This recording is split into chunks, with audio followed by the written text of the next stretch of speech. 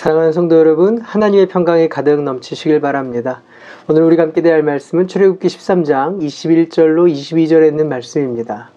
주님께서는 그들이 밤낮으로 행군할 수 있도록 낮에는 구름 기둥으로 앞서가시며 길을 인도하시고 밤에는 불기둥으로 앞길을 비추어 주셨다. 낮에는 구름 기둥, 밤에는 불기둥이 그 백성 앞에 떠나지 않았다. 믿는 자에게 큰 힘이 되는 말씀입니다. 낮에는 구름기둥, 밤에는 불기둥으로 인도하셨다라는 겁니다. 낮에는 하나님의 인도가, 밤에는 하나님의 보호가 출애굽하는 이스라엘 백성들과 함께 하셨습니다. 이렇게 하나님은 이스라엘 백성의 광야길을 인도해 내셨습니다.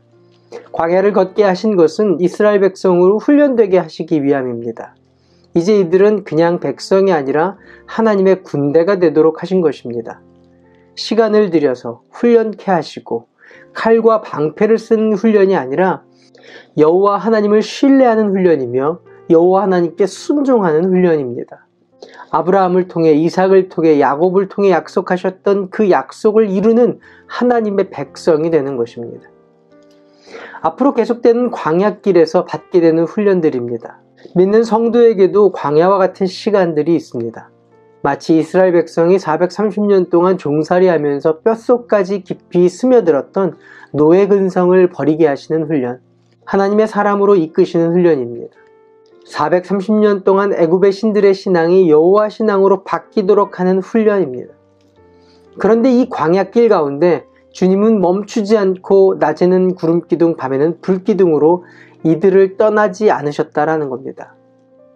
하나님은 백성 스스로가 알아서 가도록 내버려 두신 하나님이 아니라 친히 앞서 행하시며 그 백성을 인도하시고 보호하신 하나님입니다. 낮에는 구름기둥으로 앞서 가시며 길을 인도하시고 밤에는 불기둥으로 앞길을 비추어 주셨다.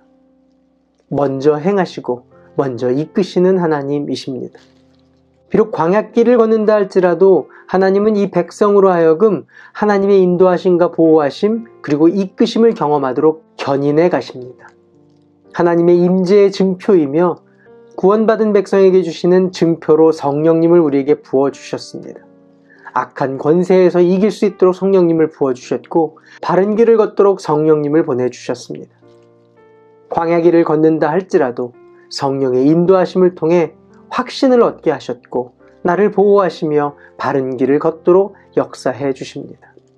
성령님의 중보와 이끄심으로 순종하며 승리하는 하나님의 사람 되시기를 바랍니다. 기도할까요? 좋으신 하나님, 구원받은 백성의 증표로 성령님을 주심을 감사합니다. 낮에는 구름기둥으로 밤에는 불기둥으로 인도하셨듯이 믿고 순종하는 하나님의 백성으로 구원의 감격을 누리며 하나님의 인도하심을 따르는 믿음의 사람 되게 하여 주시옵소서. 예수님의 이름으로 기도합니다. 아멘. 오늘도 성령님과 동행하시는 하루 되시길 바랍니다. 화이팅!